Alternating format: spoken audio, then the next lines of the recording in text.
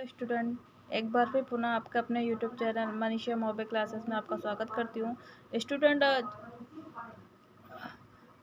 Student उम्मीद करती हूँ कि आप सब ठीक होंगे, बेहतर होंगे, मस्त होंगे, आपकी पढ़ाई सब ठीक चल रही होगी। तो स्टूडेंट आज हम पढ़ने वाले क्लास 11th का एनसीईआरटी टॉपिक जिसमें हम चैप्टर फर्स्ट है रसायन की मूलभूत अवधारणा है। तो स्टूडेंट आज हम पढ़ेंगे हम मोल प्रभाज क्या है। मोल प्रभाज को हम मोलर प्रभाज या मोल भिन्नी के नाम से भी जानते हैं। इंग्लिश में अगर बात करें तो उसे मोलर फ्रैक्शन भी कहते हैं। Clear student. तो स्टूडेंट हम आज सीखेंगे कि आप इसको आसानी से सीख लेंगे कि मोल प्रभाज क्या होता है। तो स्टूडेंट आज सबसे पहले देखेंगे मोल प्रभाज के अंतर्गत हम विलयन को आपने सभी ने पढ़ रहा है कि विलयन क्या होता है। विलयन दो घटकों से मिलकर बना होता है, एक विलायक, दूसरा क्या होता है विलय होता है। तो स्टूडेंट हम देखेंगे कि विलय के प्रकार, जैसे कि आपने कोई शरबत बनाया है, क्या है आपने कोई शरबत बनाया है, तो शरबत या कोई एनर्जी ड्रिंक बना रहे हैं, तो उसमें आप शरबत बना रहे हैं तो स्टूडेंट अपने उसमें एक शक्कर मिला दी। विलेय पदार्थ के लिए एक शक्कर ले लिया, दूसरा विलेय पदार्थ उसमें नमक मिला दिया और कुछ बूंदे विलेय पदार्थ के रूप में नींबू डाल दिए। तो स्टूडेंट देखेंगे तो इसमें कितने विलेय हो गए, 3 विलेय हो गए। तो स्टूडेंट विलयन में घटक 3 घटक हो गए। कितने घटक उपस्थित हो गए, 3 घटक हो गए। तो स्टूडेंट अगर जरूरी नहीं होता है कि विलयन में ओनली 2 ही घटक हो, ये 2 से अधिक भी हो सकते हैं, 3 भी हो सकते हैं, 4 भी हो सकते हैं। जरूरी नहीं है स्टूडेंट के विलयन में ओनली दो घटक से ही मिलकर बना हो, 3 घटक भी हो सकते हैं, 4 घटक भी हो सकते हैं। तो स्टूडेंट हम देखते हैं जो विलयन में जो घोलने का काम करता है उसे हम विलायक कहते हैं, और जिसमें घुलने की क्षमता होती है वो क्या कहलाता है, आपका विलेय पदार्थ होता है। तो स्टूडेंट आज इसको हम एक डायग्राम के द्वारा समझेंगे कि जैसे कि हमने कहा है कि हमारे पास एक विलयन है। क्या स्टूडेंट, मैंने चित्र पहले से बना रखा है, किसमें दे रखा है, जैसे कि मैंने बताया कि एक पात्र है और एक पात्र में ये दे रखा है ये विलयन, ये क्या है, विलयन है। क्या है, विलयन है। इस विलयन में 2 घटक हो सकते हैं, 3 भी घटक हो सकते हैं। कितना हो सकते हैं, तो मैंने इसमें कितने लिए, 3 घटक लिए, A B C 3 घटक ले लिए। तो स्टूडेंट ने जो विलयन दे रखा है, अगर स्टूडेंट बात करें कि विलयन का इसमें क्या दे रखा है, भार दे रखा है और क्या दे रखा है, मास दे रखा है। विलयन का क्या दे रखा है, भार और मास दे रखा है, मतलब द्रव्यमान, आणविक द्रव्यमान और भार। तो स्टूडेंट हम भार की बात करें तो इसमें जैसे कि बात करूँ तो मतलब भार का मतलब है जैसे कि किसी वस्तु का वजन है, वजन को क्या कहते हैं हम, भार कहते हैं। जैसे 10 ग्राम है या 10 किलोग्राम है, तो अगर वो किसी वस्तु का हम निकालेंगे भार, तो उसका द्रव्यमान भार कितना दे रखा है, इसमें 10 ग्राम दे रखा है। कितना दे रखा है, 10 ग्राम दे रखा है। अगर आणविक द्रव्यमान की बात करूँ तो जैसे कि कोई भी विलेय पदार्थ, जैसे NaOH क्या दे रखा है, NaOH का मैं क्या निकालूंगी, आणविक द्रव्यमान निकालूंगी। तो आणविक द्रव्यमान सोडियम का कितना होता है,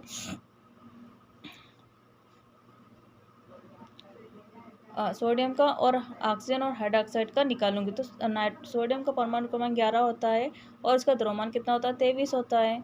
और इसका ऑक्सीजन का निकालूँ तो ऑक्सीजन का कितना, 16 होता है, और हाइड्रोजन का कितना, 1 होता है। अगर इनसे ऐड करूँ तो कितना हो जाएगा आपका, 40। कितना हो जाएगा, 40। तो NaOH का आणविक द्रव्यमान कितना निकल का है, 40 निकल का है। तो उसी प्रकार से ये आणविक द्रव्यमान होता है। तो मैंने क्या लिया, इसमें 3 विलेय लिया, विलेय कौन, A B C 3 विलेय लिया। अगर इसमें भार की बात करूँ तो भार मतलब वेट या मात्रा बोल सकती हूँ। तो जैसे हम किसे प्रेजेंट करते हैं, W से प्रेजेंट करते हैं, ठीक है, क्लियर।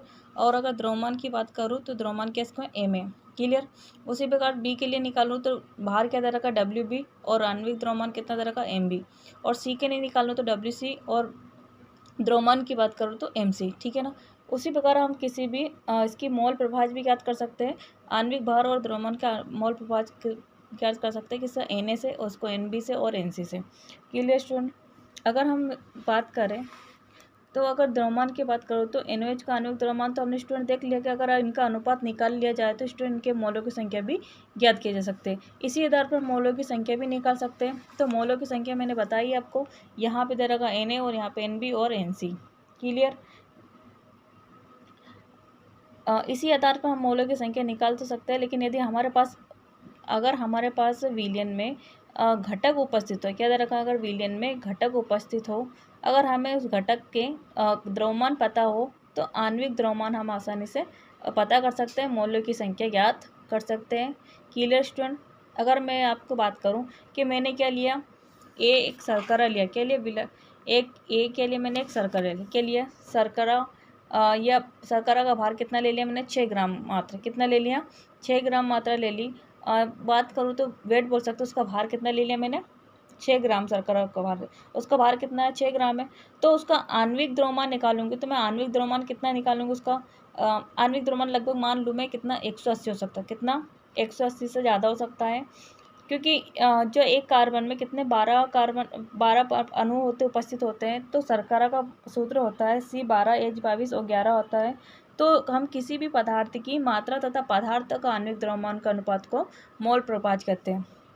क्या है कि किसी भी पदार्थ की मात्रा, क्या है, किसी भी पदार्थ की मात्रा तथा आणविक द्रव्यमान, क्या दे रखा है ये, आणविक द्रव्यमान की आणविक द्रव्यमान का अनुपात को क्या कहते हैं, पदार्थ का मोल प्रभाज कहते हैं। क्लियर, इस टाइप से हम निकाल सकते हैं। तो स्टूडेंट मैं बता दूं आपको, जो विलय रहता है उसे हम ए से प्रेजेंट करते हैं, विलायक को क्या करते हैं, बी से, ठीक है।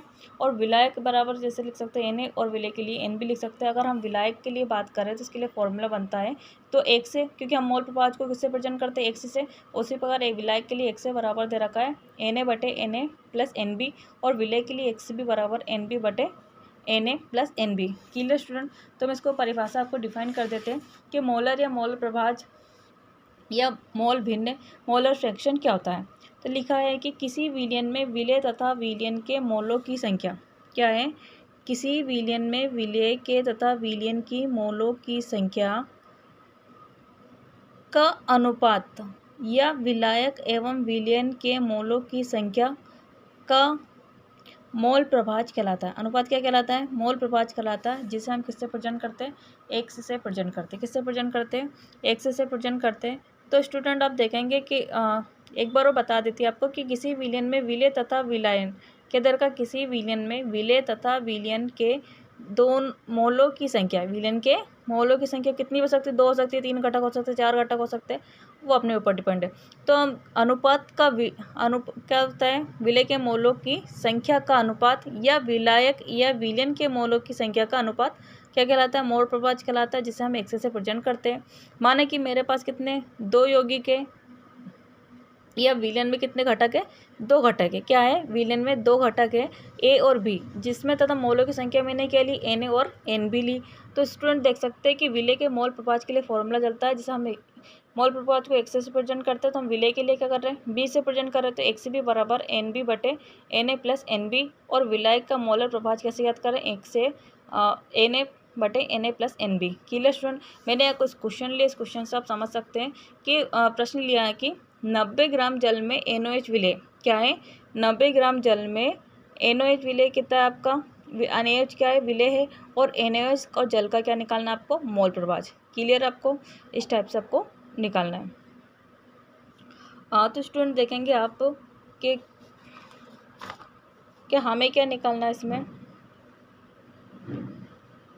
यहाँ पे 4 ग्राम NaOH विलय डाल रहे, यहाँ पर कितना है, 4 ग्राम, क्या है इसमें 4 ग्राम क्या है, NaOH